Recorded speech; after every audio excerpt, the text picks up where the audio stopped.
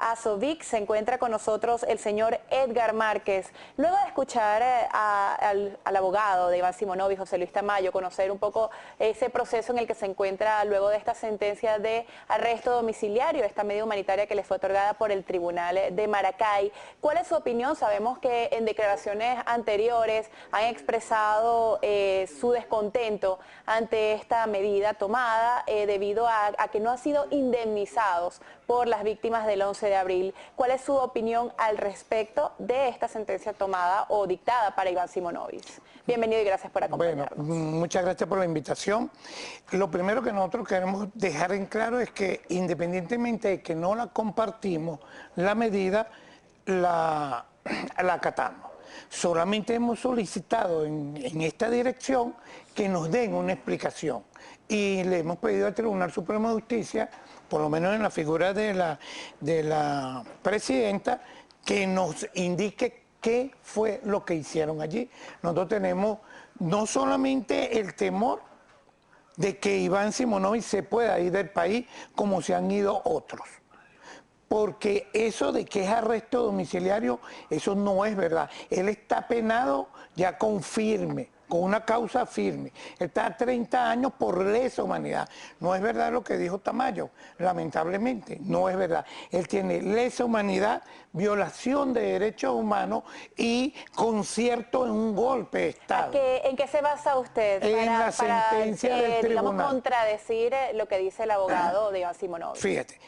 La sentencia está clara. Hay una sentencia que se pueden meter en la página del Tribunal Supremo de Justicia y ahí la tienen completica, ¿verdad? Porque después de 7 años del juicio, que evidentemente, como tú lo decías al principio, es uno de los juicios más largos de la historia judicial, ¿verdad?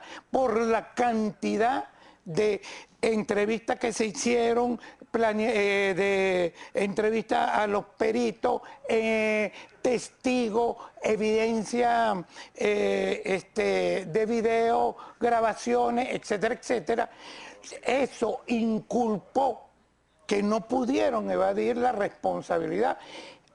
¿De qué se trata? Iván Simonovic era el jefe de seguridad de la alcaldía metropolitana que dirigía el tristemente célebre Alfredo Peña. Y existen las grabaciones, y él lo sabe, el abogado, donde están las comunicaciones, inclusive del embajador de ese momento, Shapiro, con Sol 1, con Sol 2, con Sol 3, o sea, con ellos, porque ese era el nombre de clave. ¿Usted escuchó las grabaciones? Claro, nosotros tuvimos 15... Primero que yo soy parte del juicio. Yo soy parte acusadora del juicio. Y segundo, nosotros que estuvimos allí 15 días, los últimos 15 días para dictar sentencia, donde hubo toda una síntesis del caso. Ahora, tomando en cuenta que la sentencia fue dictada y que debe cumplir los 30 años de cárcel, sea justo o injusto para algunos, ¿cuál es su opinión de esta sentencia debido a su condición de salud, a su condición física, sea dictada esta sentencia de casa por cárcel, tomando en cuenta que se le harán las revisiones periódicas médicas indicadas? La medida humanitaria está bien tomada, si corresponde a un derecho del reo, en este caso, y si tiene problemas de salud, eso es inapelable. La medida humanitaria, si esta medida contribuye inclusive mucho más allá a abrir las compuertas de un diálogo y una conversación y superar las limitaciones que hay entre la oposición y el gobierno, perfecto inclusive. Uno la impulsa y la apoya, porque creemos primero en el ser humano. ¿Ustedes están de acuerdo con el diálogo entre la oposición y el gobierno? El ser humano... Además, acerca de las medidas también solicitadas por la oposición, que es la liberación de otros presos políticos. Lo que pasa es que habría que ver qué definen como preso político. ¿Ven? Porque alguien que degolla a otro no puede llamarse preso político. Alguien que por su investidura de líder empuja a una masa, a un grupo a cometer y que de allí haya salido gente lesionada, asesinada, eso no se pueden llamar presos políticos. ¿A qué llama usted preso político? Porque el preso político es aquella persona que por ideología, irrumpe subversivamente contra un Estado.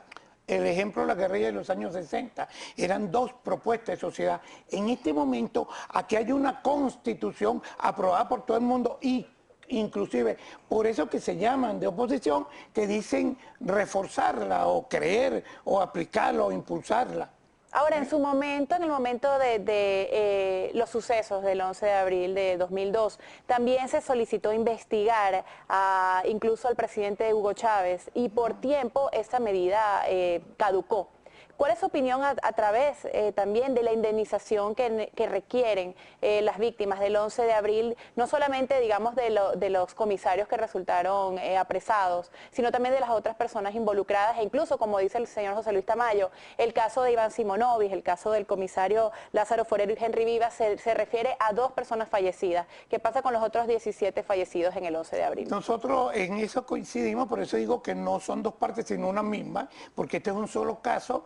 El hecho es que nosotros también hemos solicitado a la Fiscalía que prosiga no solamente la investigación con todos los elementos que tiene, sino que se haga, se pueda llegar al hecho de esclarecer y administrar justicia. Una consigna de Azoví es que sin justicia no habrá paz. ¿Por qué? Porque ninguna parte va a estar contenta, ninguna parte va a estar satisfecha y es lo que nos interesa, llegar, o sea, trabajar por la paz. Por eso nosotros inclusive decimos, si esta medida nos lleva y nos conduce a bajar un poco las tensiones, a sentarnos nuevamente y a conversar, porque no somos diferentes. Yo que fui el vocero por las víctimas con la mesa de diálogo, en la hora que fuimos a conversar con la mesa de diálogo, todos los que estaban del otro lado se los dije. ¿Cuáles son sus solicitudes como Azoví? ¿Cuál es esa indemnización que ustedes requieren? Además de continuar la investigación, ¿cómo pueden verse indemnizadas las víctimas? Fíjense, hay varias cosas. Por ejemplo, es la primera vez que nosotros venimos a Globovisión después de 12 años de todos estos eventos. Todavía en Nacional nunca. Y fue lo primero que recurrimos siendo víctimas. O sea, andábamos todos lastimados. Y sin embargo nunca nos atendieron. Tuvimos inclusive que obligar al gobierno con el Canal 8 para que nos pudieran atender. Todavía nosotros sentimos que no estamos reivindicados en relación a que esto, de qué sucedió ese día, simplemente. Entonces la reivindicación, porque han querido tergiversarlo como que nuestros muertos tienen un precio y nuestras heridas tienen un precio. No, no estamos pidiendo real. Hay un derecho constitucional porque lo establece la Carta Magna, pero... ¿Qué es lo que están solicitando? Nosotros necesitamos que todas estas trincheras nos permitan decir lo que sucedió, no solamente una sola parte, inclusive en conjunto, porque yo creo que esto es un solo juicio que a todos nos interesa, y es el juicio del 11 de abril del 2002. El 2012 y el 2013. Ese es un juicio que no ha terminado. Inclusive yo lo dije. ¿Hay algún llamado que quieran hacer al gobierno, a las autoridades para sentarse y poder discutir sobre esta indemnización, sobre estas acciones que ustedes quieren para esclarecer, de acuerdo a ustedes, lo que ocurrió el 11 de abril? Claro, y es necesario. Es necesario porque los 14 personas que murieron en abril del año pasado, eso está en el limbo, uno no sabe qué ha sucedido. Las 41 personas recientes están en el limbo, uno no sabe qué ha pasado. Y eso no es más todavía que una consecuencia del 11 de abril de 2002. Es un golpe continuado, es una acción subversiva continuada. Son los mismos actores y alguien tiene que ser responsable en la sociedad. Y el Estado y el gobierno debe cumplir y hacer cumplir las leyes. Y la sociedad en su conjunto debe exigir eso.